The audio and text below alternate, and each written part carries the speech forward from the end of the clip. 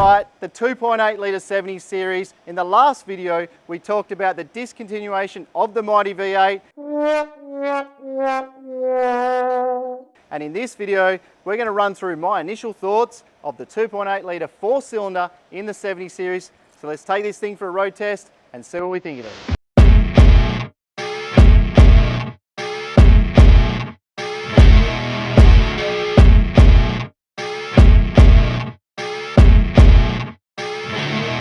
I must say, the instrument cluster is it's more modern, but it's cool. Like, it's the first time I've ever seen a light come on the dash saying, you know, you're 3 kilometers over the speed limits detected. You know, it's digital now, whereas before it was just really basic, and dials, seating position, feels all much of the same. Electric mirrors, that's a game changer. Yeah, move it out. Down? No, down a bit. No, back the other way. Out this way. No, move the whole bracket. Up. No, that's it. No, back where you had it. Yeah, that's good. Oh, right there. All right, no worries. So it's roughly shifting around 4,000 RPM. And as we go up the gears, it's coming down off the factory floor. And don't forget, this car has got large tyres on it, roof racks, etc, etc. So I think the acceleration of it is pretty fair, and the iconic V8 noise has gone. You know,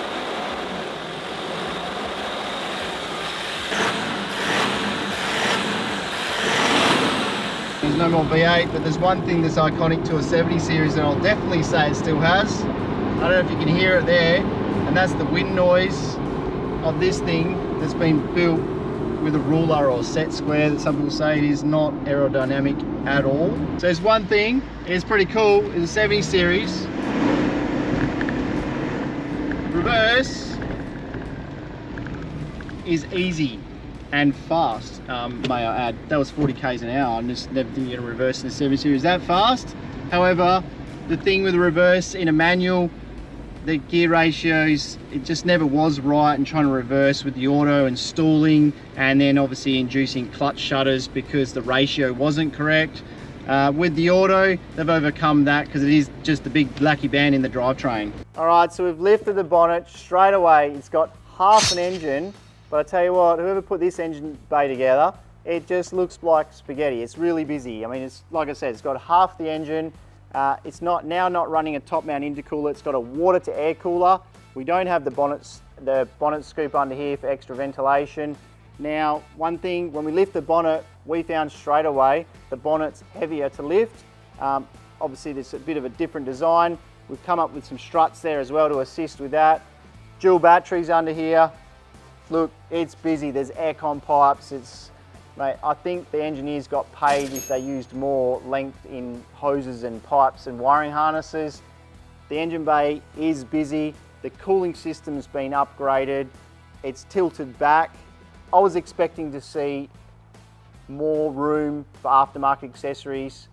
The airbox, totally different redesign as well, which you're going to see on the other side, so that's different. The snorkels, the guards over here straight away, like a lot of people talk about them, it's really hollow. This is lifted up. You know, I'm really a little bit concerned about this sort of stuff, ruggedness off-road. Don't really know how that's going to go until it goes out into the real world. Have they just shoved a Hilux engine under a 70 series chassis under the bonnet? And will it fare the 10+ years that Toyota have anticipated this to be iconic? I still love my V8, and I'm coming to terms with you can't get them anymore, but this is the future, and I guess you're not going to get a V8. So if you're after a Landcruiser, it's a 4-cylinder, is no options, move with the times, smaller engines, better economy. How long it lasts, the future will tell. Some things never change on a Landcruiser, and I remember these power outlet boxes. I remember my first Landcruiser 80 series had the same one. I don't know how many Toyota have made of them, and they're still using them. They've never changed. Look, the airbox over here, it looks a bit cute, it's a bit small. Let's see how that goes with dust and debris. And you will notice as well, we've already adapted our fuel filtration kit here as well to protect the investment injectors and we've coupled that with the breathers. One thing I can see from here straight away as well, it's got a spin-on oil filter. That's something Toyota have gone back to, which, you know, they've had cartridge filters in all the V8s for a long time. Look, I think it all looks pretty stable under here. The real truth's going to be real world testing, the kilometres, age, heat, and the harsh environment that over here in Australia we throw at these vehicles. Look, it looks like the indicators as well, they've gone like the early Land Cruisers had the narrow nose front end. They've adopted to put the indicators, so it's a bit of a cool look. One thing I'm impressed with though, and I mean straight away, the headlights have been upgraded. That's one thing they just lack. Work really well, so that's impressive to see. They've stepped their game up. And while we're talking about headlights, just jumped in the car and I'm just blown away with this thing. You can turn the headlights on auto, drive the car, turn the car off, shut the car, lock it, and they auto turn off. I mean, technology has advanced in the 70 series. I'm blown away. It's a small thing to most people, but it's a big thing to someone that's owned a 70 series before. And while we're sitting here in the cab, straight away, drink holders, I can see 3. I mean, they really have upgraded this thing. The stereo, that's a bit of an upgrade. The dash cluster, I mean, it's come into the 2000s now. It's digital. Steering wheel, we've got buttons. I mean, wowza. We had them in late 90s in other cars, but it just feels pretty cool to sit in here, and it's easy to drive and an auto. Obviously, having the experience of driving the autos, I know how well a 70 does convert with the old V8s with the auto transmission conversions. But I mean, just to have it now, factory, mind-blowing. Handbrake, still pretty much, I don't think that's going to last. It's going to be the same. I doubt they've changed anything in the back drums. So the service regime and the indexes and the kilometres and what they mean. Now, engine, oil and filter and oil filter, they're saying to replace every 10,000 Ks. Cooling system, you know, obviously inspect every 40. I mean, we do it every service. And then they've got the engine air filter, inspect and clean every 3 months or 5,000 Ks, and replace every 18 months or 30,000 Ks.